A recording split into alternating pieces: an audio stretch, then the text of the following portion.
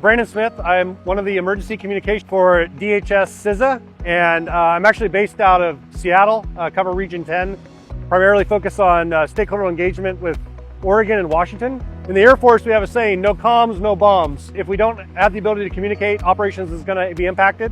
And so that's why the exercises are so critical. Hurricane Michael was a great example. Hurricane Harvey, these are types of events that really can compromise terrestrial infrastructure above the ground. Michael had high-speed winds, took out that cellular infrastructure. Those responses are very unpredictable. They have no idea what they're heading into. And that's where products like Dejero come in. So our customers typically, when they're out using our equipment, it's because something's bad happened. You know, it can be a natural disaster, it can be a man-made disaster, but many times after a natural disaster, when a first responder goes into an area, they will not have connectivity. The reason we like the Dejero product is because it does two things for us. It gives us a lot of flexibility about the number of LTE or SIM cards that we can bring into a response. And then they're one of the best in the industry of doing bonding or blending with the network.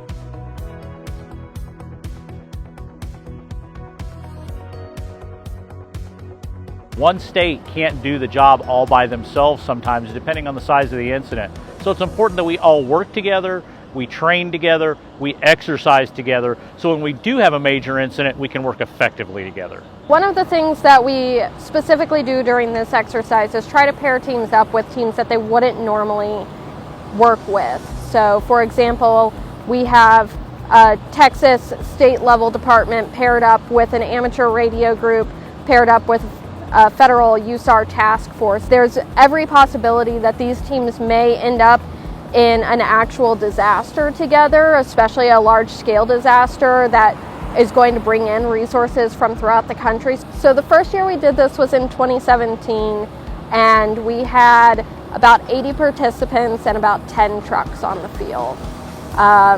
We've obviously grown over the years, and the last count that I saw a little bit earlier, we were just under 300 participants, and we've got about 26 assets on the field this year, and we're representing 27 different states. The vehicles that are here at the Central States exercise all come in different sizes and shapes. You can have the large 50-foot, command vehicles, or larger.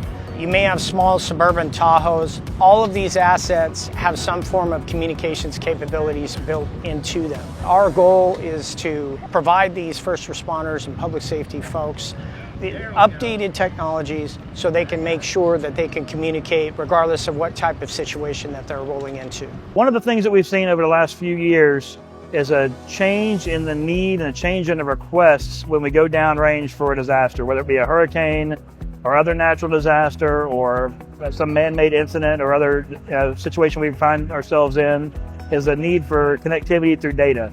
People are heavily relying on smart devices now, whether it be a phone or a tablet or their computer, and if they don't have connectivity to get back into their home networks, their home systems, they have a hard time doing their job. So literally 2 years ago when we were going out with command centers deploying the old GEO satellite equipment, we were doing roughly, maybe in a good day, 15, 17 meg down, 3 meg up.